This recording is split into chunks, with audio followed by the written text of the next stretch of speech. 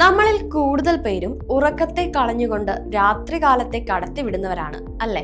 ഇതിന് കുറെ കാരണങ്ങളും ഉണ്ടാവാം. അമിതമായ ചിന്ത, ഓവർ ടൈം ജോലികൾ, സ്ട്രെസ്, ഇത്തരം കാരണങ്ങളാൽ നമ്മൾ ഉറക്കത്തെ മറന്നു കളയുന്നുണ്ട്. എന്നാൽ ചിലർ എത്ര ഉറങ്ങാൻ ശ്രമിച്ചിട്ടും ഉറക്കം വരാറില്ല. പ്രത്യേകിച്ച് കാരണങ്ങൾ ഇല്ലാതിരുന്നാലും ഉറങ്ങാൻ ബുദ്ധിമുട്ട് അനുഭവിക്കുന്നവരാണ്. അത്രക്കാർ ഇനി മുതൽ സൂക്ഷിക്കണം.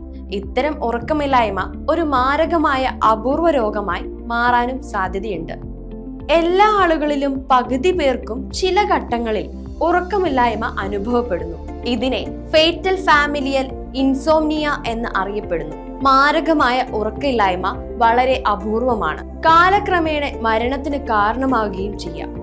ഡിംനീഷ്യ, അൽഷിമേഴ്സ് രോഗം എന്നിങ്ങനെയുള്ള മറ്റു ചില രോഗങ്ങളോടും സാമ്യമുള്ളതാണ് ഈ മാരകമായ ഉറക്കമില്ലായ്മയും.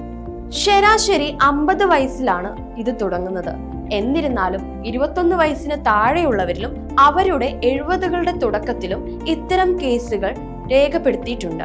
ശരാശരി ഇടയ്ക്കിടെയുള്ള മാരകമായ ഉറക്കമില്ലായ്മ ലക്ഷണങ്ങൾ 43 വയസ്സിൽ ആരംഭിക്കുന്നു. എന്നിരുന്നാലും 13 വയസ്സ് പ്രായമുള്ളവരിൽ അവ രേഖപ്പെടുത്തിയിട്ടുമുണ്ട്. ഫേറ്റൽ ഫാമിലിയൽ ഇൻസോംനിയയ്ക്ക് പൂർണ്ണമായി ഭേദമാക്കാൻ ചികിത്സയില്ല. എന്നാൽ രോഗലക്ഷണങ്ങൾ നിയന്ത്രിക്കുവാനും ജീവിത നിലവാരം മെച്ചപ്പെടുത്തുവാനും സഹായിക്കുന്ന ചികിത്സകളുമുണ്ട്.